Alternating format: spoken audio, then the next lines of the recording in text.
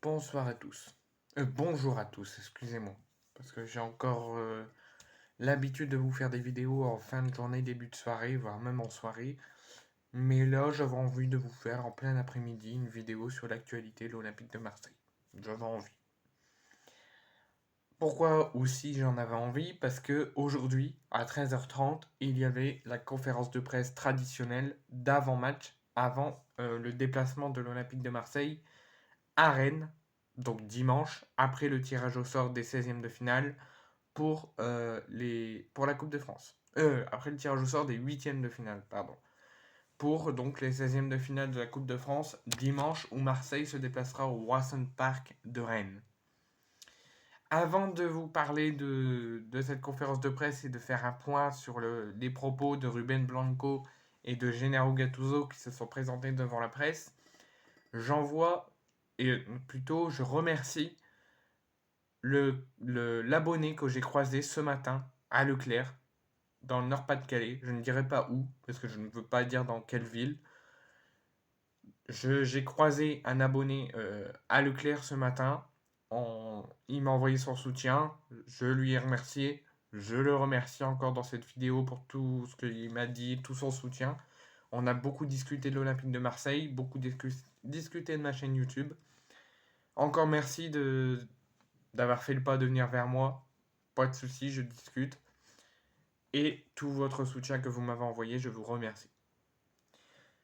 Donc, on va quand même parler du sujet de cette vidéo. Donc, la traditionnelle conférence de presse d'avant-match à 48 heures du déplacement de Marseille à Rennes pour les 32e de finale, les 16e, décidément j'ai du mal aujourd'hui, les 16e de finale de Coupe de France à Rennes. Donc, c'est Ruben Blanco qui a débuté et Gennaro Gattuso qui a terminé.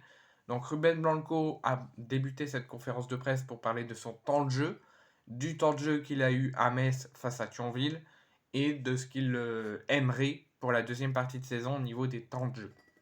Donc il nous dit c'est vrai que j'ai joué peu cette saison, mais je l'ai toujours dit quand je venais en conférence de presse pour vous parler en général.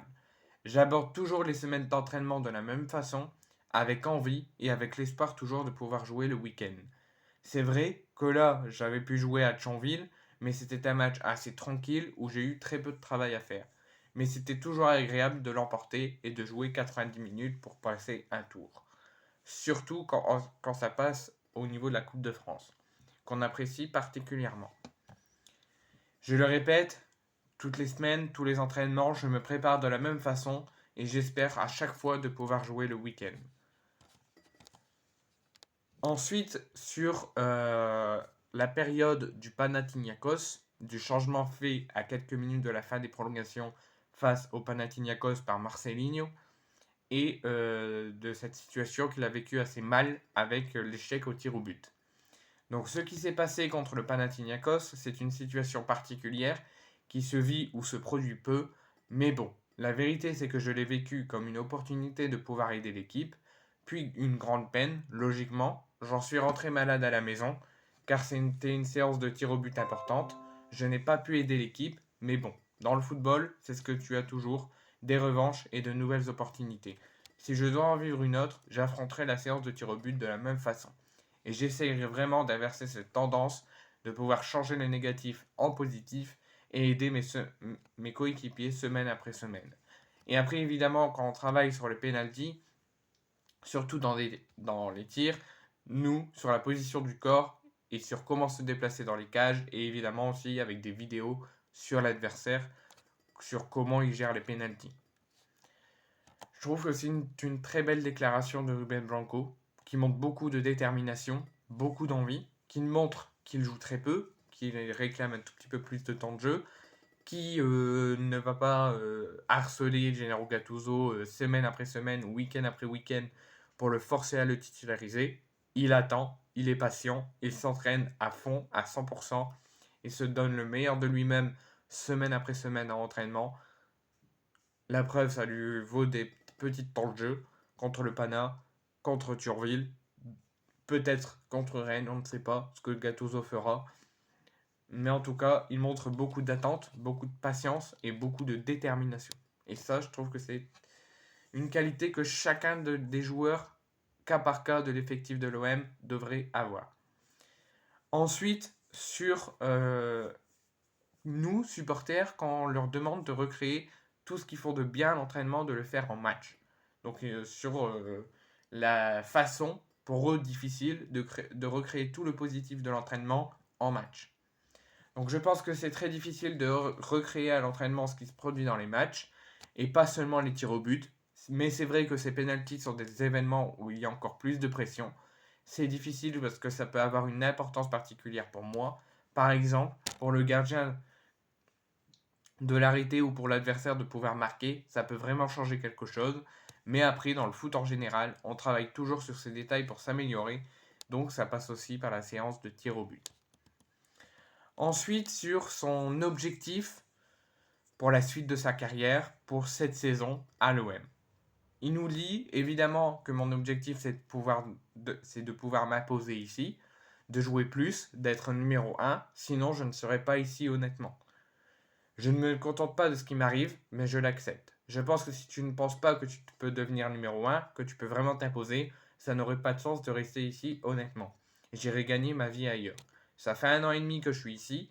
Vous me connaissez, je suis quelqu'un d'assez tranquille, qui accepte et respecte toujours les décisions du coach, mais qui essaie toujours de donner le maximum.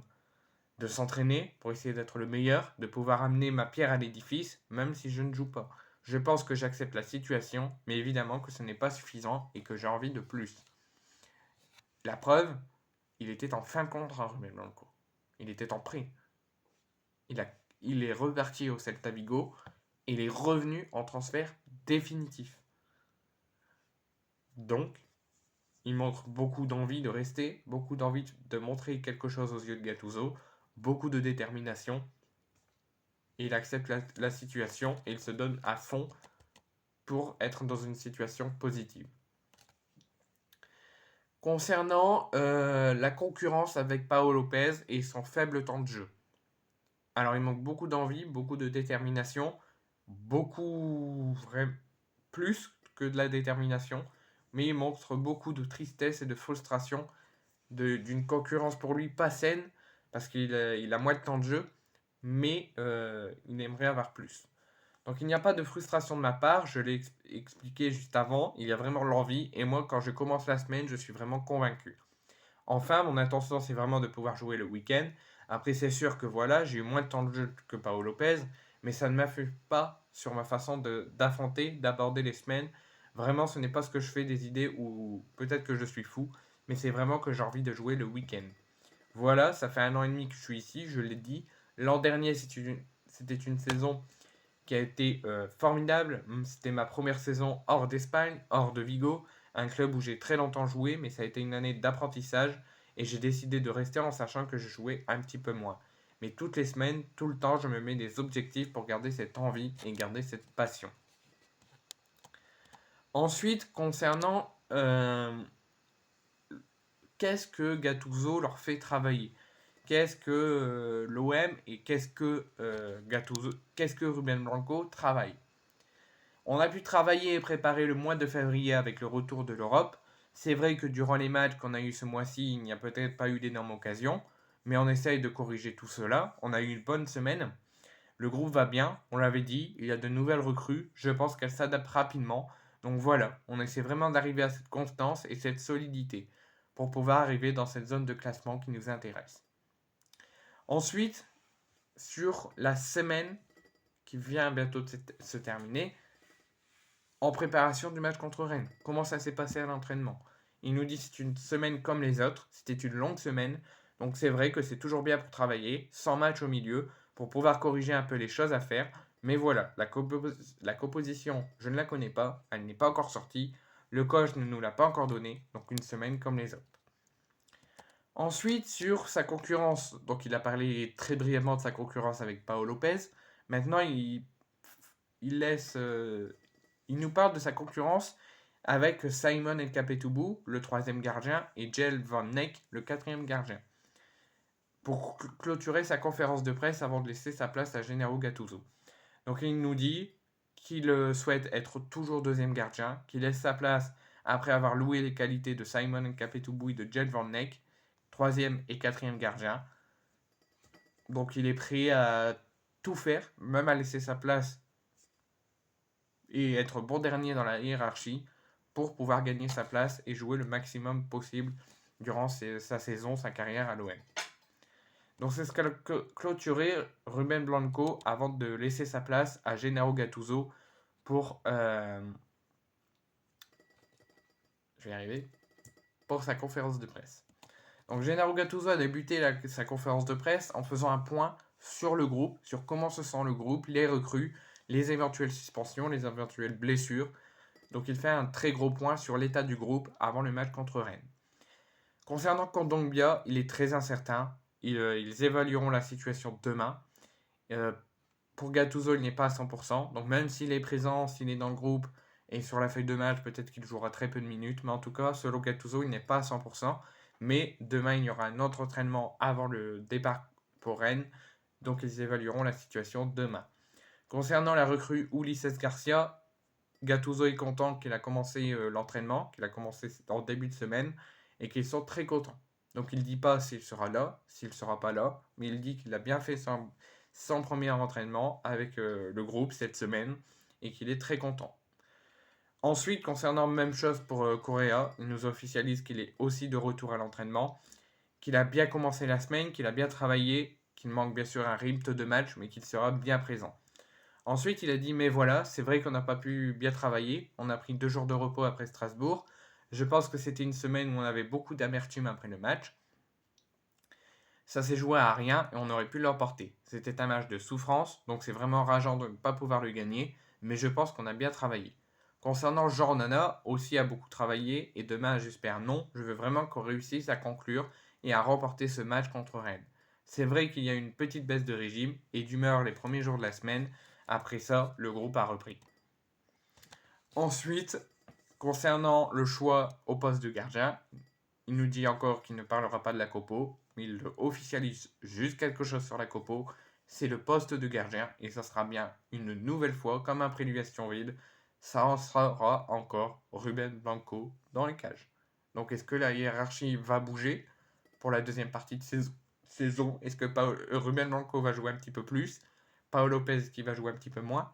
Est-ce que Ruben Blanco va passer numéro 1? On ne sait pas, mais en tout cas, il a été titulaire en 32e contre Thionville et il le sera à Rennes dimanche pour les 16e de finale. Il nous dit donc oui, Ruben Blanco jouera parce que c'est vraiment une bonne personne, c'est quelqu'un de bien, un athlète à 360 degrés, c'est un joueur qui se fait apprécier de ses coéquipiers, tant sur le terrain qu'en dehors, et donc voilà, il commencera dès le début du match. Ensuite, il fait un petit point sur l'état de l'OM en match et sur tous les adversaires que l'OM a affrontés, Metz, Nantes, Lens, Nice, Le Pana, Brighton, Thionville, Strasbourg. Il fait un gros point sur ce que l'OM a pu faire. Donc il nous dit le match contre Thionville était normal, mais contre Strasbourg, je vais vous parler de certains chiffres. Donc j'avais parlé après le match contre Strasbourg. Je pense que ce qui est important, c'est vraiment la mentalité. Par exemple, on se trouvait en moyenne à 63 mètres sur le terrain lors de la première mi-temps, et en deuxième, on était à 43. Donc déjà une baisse de solutions que les joueurs se trouvent auprès du terrain. Au niveau des ballons, des passes, même si ce n'était pas beaucoup, on était à 33 ballons. Sur la deuxième mi-temps, on était à 13. Donc voilà, je pense que ça démontre vraiment qu'il y a eu quelque chose de négatif, qu'il faut qu'on travaille, et en tant qu'équipe, que l'équipe joue en tant qu'équipe. Sinon, les défauts ressortent tout de suite très vite. Il faut qu'on travaille sur ces concepts. Si on pense que se replier dans nos derniers mètres, ça va changer quelque chose, au final, on voit que ça ne change rien. Que ce n'est pas la manière de s'en sortir, on voit les chiffres avec ces données. Je pense que ce n'est pas par hasard, on l'a déjà dit, il y a eu le match contre Strasbourg, il y a eu le match contre Metz, contre Nantes, contre Lens, contre Nice, contre le Pana, contre Brighton. Quand je dis que c'est ma responsabilité après le match, c'est parce que je n'ai pas réussi à améliorer cela, c'est la vérité. Donc il nous dit clairement que si l'OM ne montre pas une belle performance, est à ça de la victoire mais concède un autre résultat, est à ça, il devait être ça à but et finalement est à ça, ou s'il y a une grosse baisse de régime de jeu dans le match, c'est à cause de Gennaro Gattuso, il se met responsable. Quand l'OM gagne, c'est toute l'équipe qui gagne. Quand l'OM perd, pour Gattuso, ce n'est pas le joueur responsable, c'est lui-même. Ensuite, donc, il nous fait sa petite conclusion, sa petite déclaration sur le départ de Reynald Lodi à Al Hilal. Il nous dit « Je pense que ce n'est pas normal que le mercato hivernal dure 30 jours. c'est très long. Après, quand on a un joueur à qui on propose 3 fois plus d'argent de ce qu'il prend ici à Marseille, c'est dur de le retenir. Moi, j'ai un grand respect pour Reynald Lodi, j'avais une très bonne relation avec lui, mais voilà, on ne peut pas tout contrôler quand on lui propose 3 fois plus de ce qu'il gagne à l'heure d'aujourd'hui. Qu'il veut partir, c'est au club de trouver la solution, mais moi, je peux vous le dire, honnêtement, le président ne voulait pas vendre ce joueur. J'en mets ma main au feu. Donc, selon Gattuso, le seul responsable du départ de Lodi, c'est lui-même, c'est Lodi. Lodi a souhaité, puisque Al Hilal proposait 3 fois plus de ce qu'il avait à Marseille, il est parti. Selon Gattuso, c'est ça. C'est dû à la proposition d'Al Hilal et c'est lui-même de son plein gré qui a souhaité quitter le club. C'est pas Pablo Longoria qui a cherché à faire partir Reynald Lodi. Selon Gattuso. Mais quand tu vois que le joueur, ça peut lui changer la vie, il commence à faire une série de raisonnements, à y penser, il faut l'accepter. On a dû retourner sur le mercato, prendre Ulises Garcia. Après, c'est sûr que ça me fait de la peine, c'est dur, mais c'est la réalité du mercato. Mais encore une fois, je le répète, c'est très difficile d'avoir un mercato qui dure vraiment du 1er au 31 janvier. Ensuite, concernant comment les joueurs se sentent, notamment après le match contre Thionville. Il nous dit, comme tous les joueurs, je pense qu'il y a des hauts et des bas. Après, en deuxième mi-temps contre Thionville, franchement, il est rentré, il a apporté de la qualité, il faut être honnête. Pardon, je dis n'importe quoi, il fait pas un point sur l'état de l'équipe, il fait un point sur l'état de Jonathan Klaus. Donc comme tous les joueurs, je pense qu'il y a des hauts et des bas. Après, en deuxième mi-temps contre Thionville, franchement, il est rentré, il a apporté de la qualité. Il faut être honnête. Je pense que peut-être que la question que vous me posez, c'est une autre question. Est-ce qu'il aurait dû mettre la tête à la 91e minute l'autre jour? Mais ça, on ne peut pas y revenir. Ce n'est pas une question d'être un joueur qui joue à 4 ou à 5 en défense. C'est un joueur qui a des qualités bien précises, un joueur fort qui fait partie de l'équipe de France. Ça fait partie d'une carrière de joueur, mais il faut penser que 7 jours avant ce match-là, il avait fait un match extraordinaire et où il est rentré et il a permis de l'emporter. Donc c'est ce que pense de les performances de Jonathan Klaus depuis que Gattuso est à la tête de l'OM. Ensuite, sur la possible arrivée lors de ce mercato d'ici le 31 janvier d'un milieu offensif. Il nous dit clairement que s'il n'y a pas de vente, évidemment qu'il ne peut pas y avoir d'arrivée de joueurs avec des salaires semblables. Après, il faut penser aussi au fait qu'après la CAN, on aurait plus ou moins 7 milieux. Donc ça, c'est quelque chose qu'on ne peut pas négliger. Après, il y a Bilal Nadir qui est en train de faire un très bon travail. Il a de très bonnes qualités. C'est sûr qu'il est jeune, mais voilà. Même si on voulait prendre quelqu'un, même si moi je voulais prendre quelqu'un à l'heure actuelle, je pense que dans les bureaux là-haut, on ne me laisserait pas faire. On savait que ça allait être dur cette période. Honnêtement, après Montpellier, juste avant Noël, on s'est reposé, on est reparti au travail. Je ne me suis pas mis à pleurer sur mon sort en disant qu'il manque 7 joueurs. Tout le monde le sait. C'est du travail en plus à faire. C'est sûr que les qualités sont importantes et il manque des joueurs de qualité. Mais tout le monde le sait. On sait que c'est le moment où justement la difficulté est là. Et il faut que chacun en fasse un petit peu plus pour l'équipe. On voit beaucoup de détermination et très peu d'excuses de Gattuso. Il ne cherche jamais d'excuses et il se donne à fond. Ensuite, sur le cas Vitinha, suite à la possible arrivée de Faris Boumania.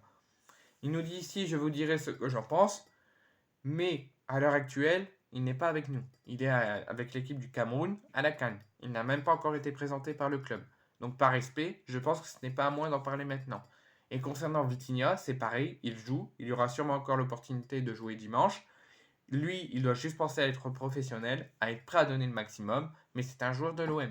Il n'y a pas de choses définies, personne n'a dit qu'il n'était vers la sortie, il y a eu beaucoup de clubs qui jouent avec 3 avant-centres, nous on en a 2 attaquants plus, ça ne veut rien dire. Personne n'a mis en vente à Vitinha à 100%, aujourd'hui Vitinha est un joueur que nous attendons, j'en attends beaucoup, et c'est un joueur qui a les qualités de bien faire. Donc Gattuso ne souhaite pas le départ de Vitinha. Si Vitinha reste, il en sera très content. Et concernant la possible arrivée de Boumania, Gattuso ne s'en préoccupe pas, il laisse la direction faire, il laisse le Longoria faire. Il n'a pas encore signé, il n'est pas encore à l'OM, il est avec le Cameroun à la CAN, donc il ne s'en préoccupe pas et par respect pour le président et pour Boumania, il n'en parle pas. Ensuite, sur l'arrivée d'Ulises Garcia. Qu'est-ce qu'il en pense? Il nous dit que c'est un joueur qui est un peu différent de Reynald Lodi, des caractéristiques différentes, il peut jouer à 4 ou à 5, c'est un piston, il a un bon pied, il a de l'expérience, il parle français et portugais, c'est un peu le genre de profil qu'on voulait, c'est vraiment quelqu'un qui est habitué pour jouer, pour gagner, même si ça peut vous sembler bizarre, peut-être avec les Young Box, mais je peux vous assurer que le championnat suisse n'est pas facile. C'est un joueur qui a de l'expérience en Europe, en Ligue des Champions et en Ligue Europa. Il a peut-être plus de jambes, plus de courses que Lodi, peut-être moins de dribbles, mais il a la capacité de très bien centrer avec son pied gauche et de très bien se déplacer sur le terrain. Ensuite, Gennaro Gattuso a terminé sa conférence de presse en faisant deux petites déclarations sur la situation de Mouguet avec le Cameroun concernant son refus de jouer la CAN et sur l'adversaire du Stade Rennais, enfin l'adversaire Rennes dimanche. Concernant Rennes, il nous dit alors c'est vrai qu'ils arrivent d'un moment très positif, ils ont changé de système. Avant, il a été avec une défense à 3, avant Stéphane. Maintenant, il joue plus avec un 4-4-2 ou un 4-2-3-1. C'est vrai qu'ils ont quand même quelques changements. Il y a Théad qui est suspendu. Majic, je pense qu'il ne jouera pas. Il y a aussi l'arrivée de Matusiwa. Après, ce sont des joueurs qui ont beaucoup de technique, qui sont très rapides. C'est vrai qu'on avait fait le jeu contre eux à domicile avec une défense à 3. Là, je pense que ça ne sera pas la même chose. Ils réussissent avec leur qualité individuelle et à mettre avec leur rapidité, leur talent, à mettre plein de difficultés à l'adversaire. Et enfin, il a clôturé sa conférence de presse d'avant-match en parlant de la situation de Mouguet, qu'il est toujours très peiné. Il nous dit pour Mouguet, c'est vrai qu'on attend encore la décision qui sera prise par le Cameroun. C'est vrai que c'est une situation très difficile. L'autre jour, je lui ai fait un peu la blague, je lui ai dit, mais ça n'aurait pas été mieux d'y aller. Parce que franchement, c'est une situation très difficile d'attendre, même pour nous, d'attendre de savoir si l'avocat a reçu tous les papiers, s'il peut jouer ou pas jouer.